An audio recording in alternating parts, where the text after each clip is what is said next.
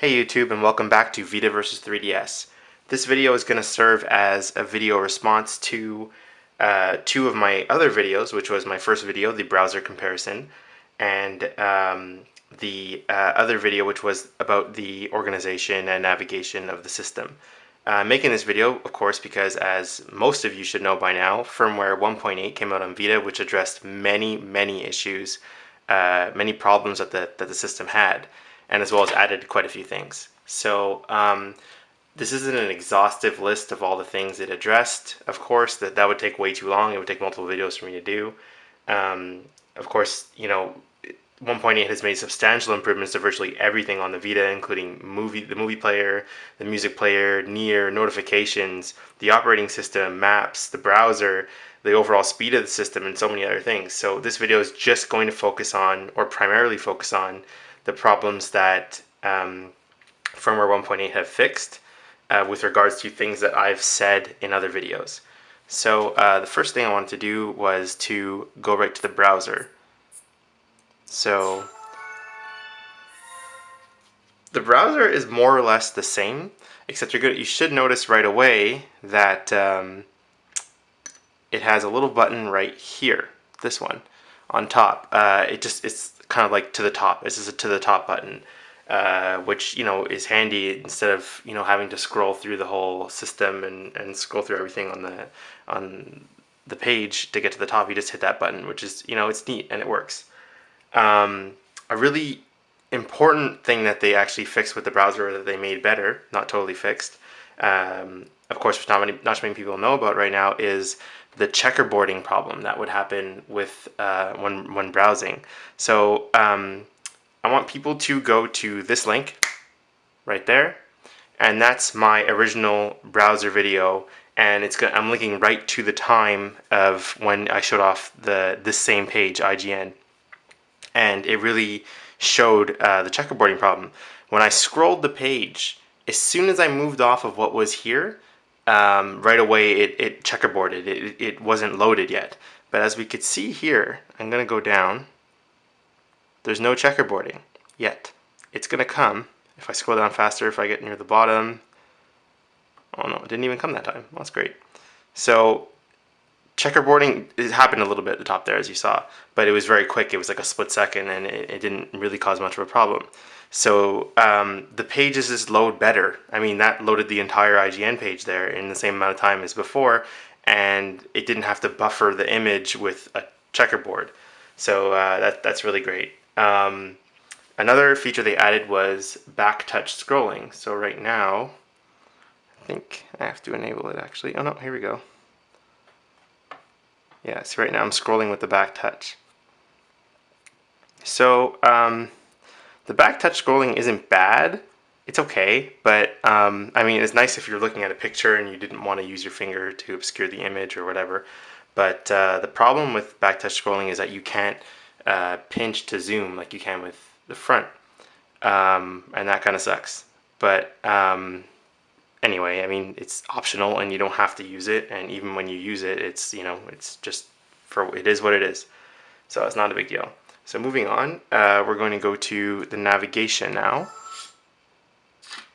Now, a problem I addressed again in my user interface and navigation video right here, and the problem that I addressed there was that 3DS was able to navigate with buttons and Vita wasn't.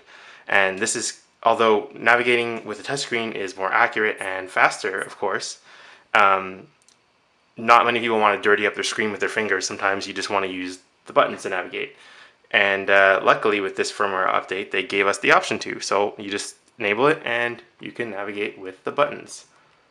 D-pad moves it around, this little blue icon, and you can select with X and deselect or exit with O, just like on PlayStation 3. And yeah, it works fine. It's a little more cumbersome, of course, than just, I mean, this UI was designed for touchscreens. That's why we have bubbles here and it's not an XMB.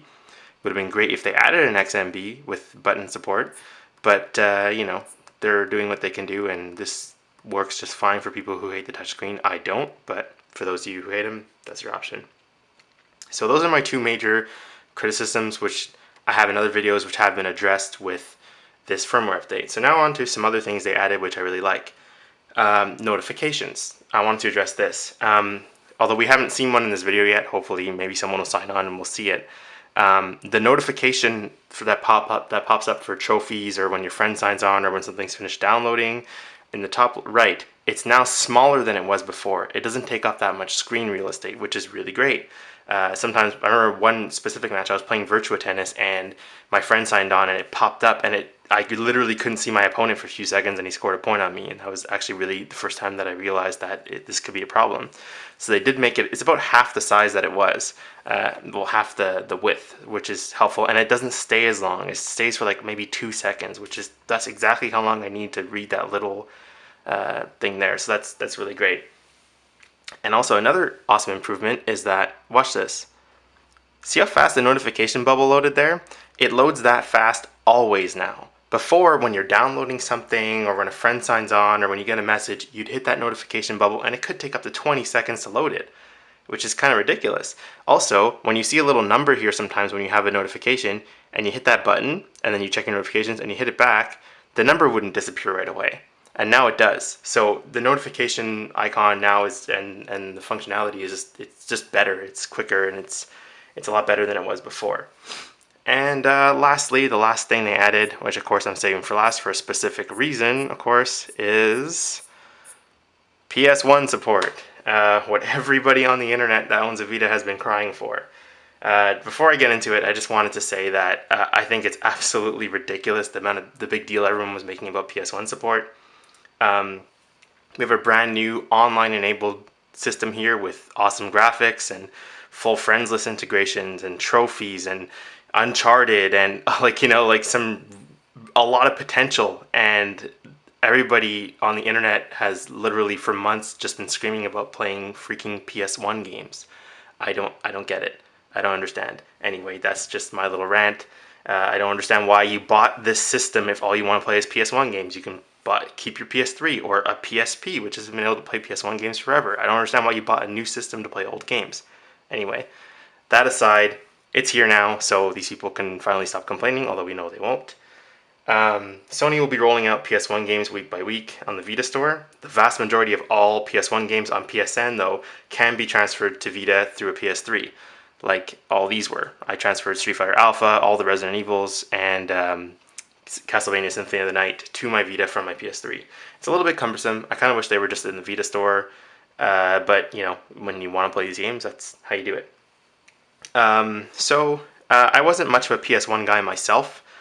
I was an N64 guy. I found the graphics to be better and the load times to be better, so I missed out on a lot of PS1 games. So if you guys could actually recommend me some gems that I missed, you know, I've played the Final Fantasies, but anything other than that, that'd be really much appreciated, because I want to start actually getting into it a little bit and gaming on my Vita for PS1 games, so that'd be much appreciated.